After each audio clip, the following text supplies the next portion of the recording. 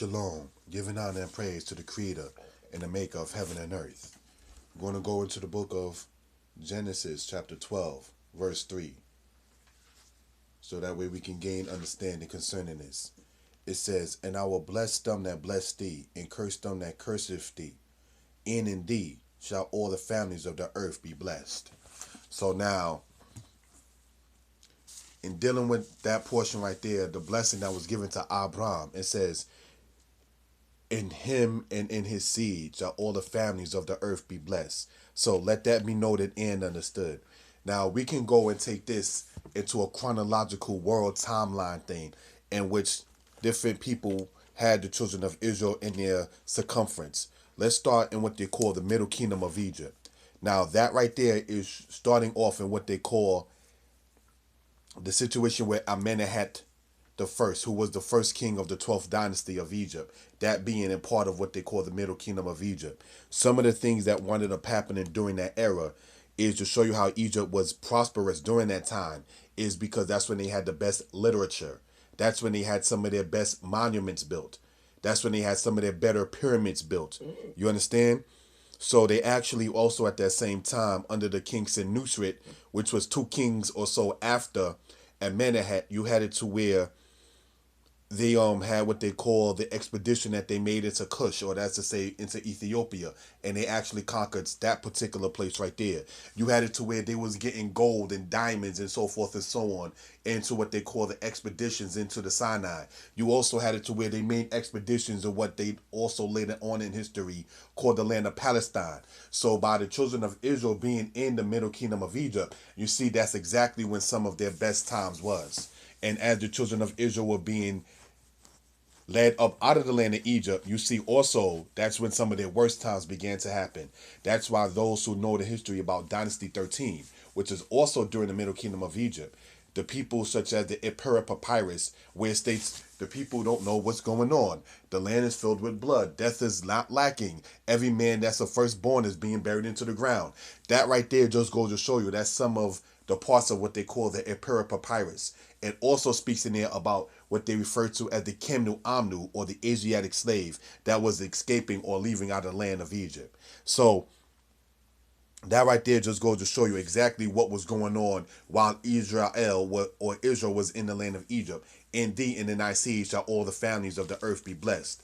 Next great kingdom that came up that had Israel in their circumference, brothers and sisters, is the Assyrian people. Now this era we're speaking about is basically the last 130 or so years of the Assyrian rulership over the world at that particular time, or their particular world, starting with Tiglath-Pileser III, because he's the same king that took the tribe of Reuben, Gad, Manasseh, and Naphtali into the land of the Assyrians. This is the same Assyrian king and one of the first of the Assyrian kings that had rulership in both Assyria and Babylon. There were other Assyrian kings, but they did that, but under the era of Tiglath-Pileser, all the third, all the way down until the era of Ashurbanipal, that was the greatest era of the Assyrian people, and that's also at the same time when they held the children of Israel in subjection. Now, also at that same time is when Assyria had their greatest monuments built, which you also call the Hanging Gardens, which archaeologists talk about, date until the era of what you call the situation with Tiglath-Pileser and then his successors that came after him. These was the same people who had the children of Israel in subjection. Confirming, yet once again, as we go back into Genesis, where it says, "In thee and in all thy seed shall all the nations of the earth be blessed." All right, so Assyria fell to the Babylonians and the Medes, and what they call the situation of the war that happened in 612 to 609 BCE. So now the Babylonians come up as a kingdom and as an empire. Nabopolassar of the Chaldean line, he started the 11th dynasty of the Babylonian kingdom. And so under his leadership, he made an expedition against some of the Shemite people that lived in the land of Ashdod. You understand? Also against the Philistine people as well. He also led an expedition against the Aramean people. You understand? And also his son Nebuchadnezzar did the famous expedition or thing that he did against the tribe of Judah. You understand? So let that be noted and understood. So in thee and all thy seed shall all the nations of the earth be blessed. Now after that situation, and while Israel was in the circumference of the Babylonian people. Let's not forget, brothers and sisters, that the Assyrians already fallen to the Babylonians. They already had Israel in subjection. So Israel by default naturally went to Babylon as well after Assyria fell.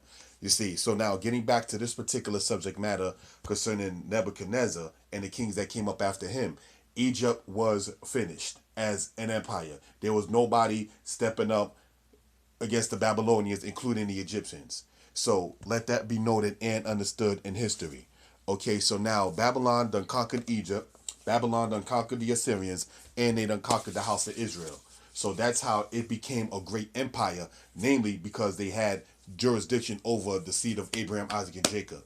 The next one we're going to speak on is the people called the Medes and the Persians. So that way we can gain an understanding concerning this matter. They defeated the Babylonians in the year 539 BCE. Okay, so now the kingdom that came up after that was Cyrus. And that's why one of the things they call him what? Cyrus the Great.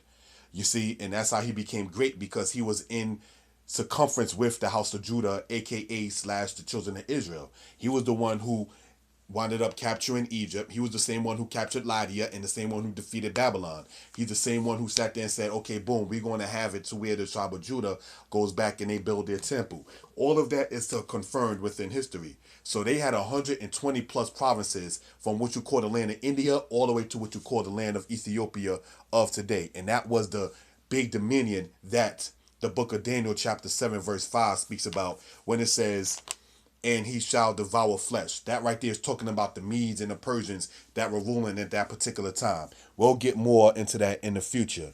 Now, the Median Persian Empire, starting from 538 BCE and culminating and falling until the time when Darius III Commodus lost to Alexander in what they call the Battle of Gargamella in 331. Not to be confused with the Battle of Issus in 333. So now let's understand something else about the Median Persian Empire. Getting back into that, they also conquered some lands of what they call the Greek city-states in the year 480 and 470 AD. Pardon me, BCE.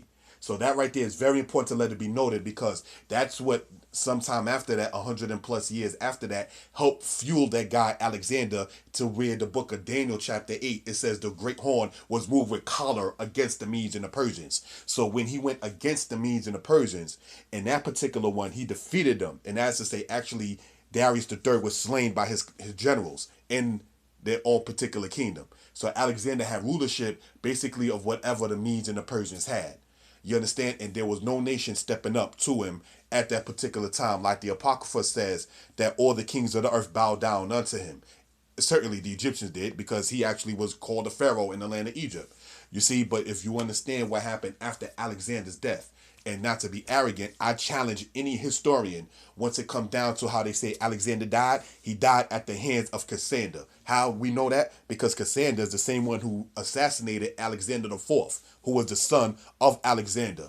Okay, so logic will sit there and have to lead into that aspect. The next particular situation to talk about is you had it to where the main people after Alexander in relation to the Israelites or the tribe of Judah, that is to say the people of the Ptolemies and the people of the Seleucids. So this is how you get, once again, Antiochus, who's called what? The Great. How did he become great? By being in circumference with who? The children of Israel. That's why you read more about them in history and how great they were. Prior to that, you had the situation with the guy who they called Ptolemy the First and Ptolemy the Second.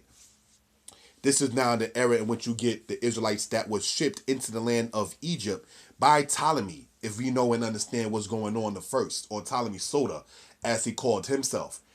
The time after that is when you get the writing of the Septuagint that was made by the Israelites by the orders, that is to say, of Ptolemy Philadelphus II. So that way he can have it for his own particular library.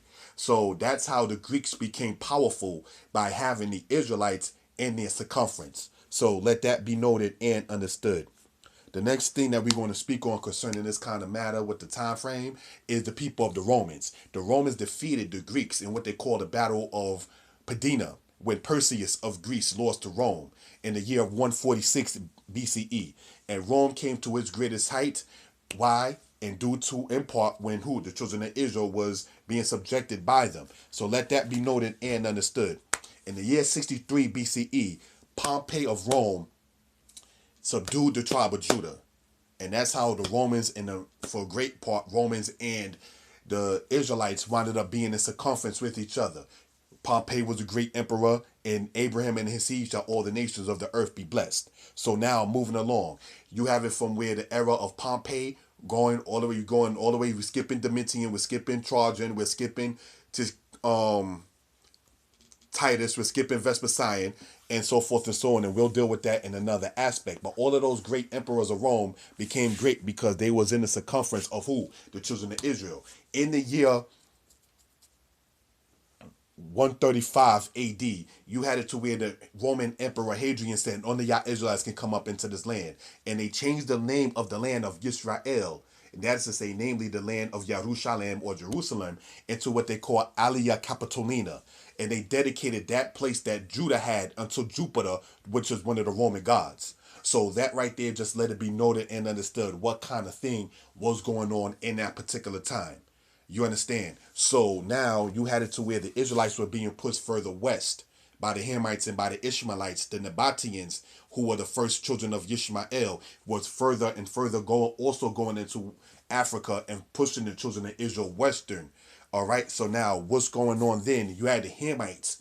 That's to say the children that is indigenous to the continent that we call Africa today. And what happened? The Israelites being there and settling by 300 AD, you had kingdoms called the Ashanti, the Nufa, the Zegzeg, the Oyo, the Zad dynasty, the Mvombo, all of these different kingdoms that came up that you cannot predate until the time of the children of Israel scattering into Western Africa. When you go, brothers and sisters, in your own time, into the book Babylon and Timbuktu by Rudolph Windsor, he speaks about how the Israelites that was in northern Africa that escaped out of the lands of the Assyrian Empire, that's another subject. And then the Israelites that scattered from the southern kingdom of Judah that wound up fleeing into what you call Western Africa, they formulated certain kingdoms. And some of those kingdoms that they formulated became as the names as we stated. The Za, Ashanti, Mandingo, Hausa, so forth and so on. Now, part concerning the issue with the Mandingo, people, they also set off and established themselves in a place that we call Mauritania of today. These are some of the same people in the 8th century AD, mind you, after being converted to Islam. Mind you, that's when the Muslims became powerful. That's when, at the same token, in Abraham and his seed shall all the nations of the earth be blessed, they was made to convert to Islam. So that's how the Muslims, as to say the Arabians, after what they was calling their quote-unquote their jihad, quote unquote, when they went against the tribes of Israel that scattered into Africa. Go into Quran in chapter 17, verse 14 and 15 for a confirmation about that.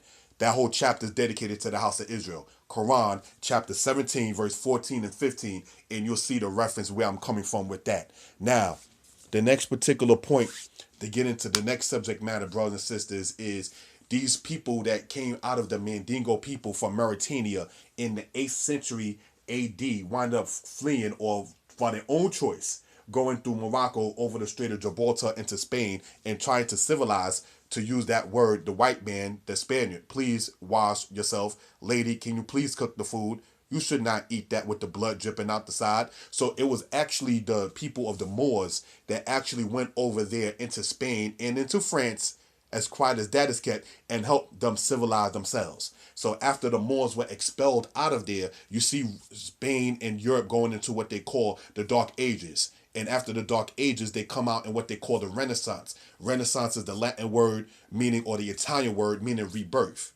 You understand? And that was when they tried to take all the black images out and replace it with all European things to try to hide the fact that Europe had what they called, such as the bubonic plague, such as the droughts and everything like that, due to their own wickedness that the black man actually helped them be saved from. So now, in concluding this subject matter right here, the Western Hemisphere, having captured the children of Israel now in what we call the 14 and the 1500s, or the 15th and the 16th century, bringing us over here. That's when this society became great. So when America under Lincoln was saying, oh no, we need to sit there and have the slaves transported back to Africa, Parliament and Congress in America said, you're bugging. You cannot sit there and send them people back. We're going to have them go from the South and go up into the North and have them work in the industries.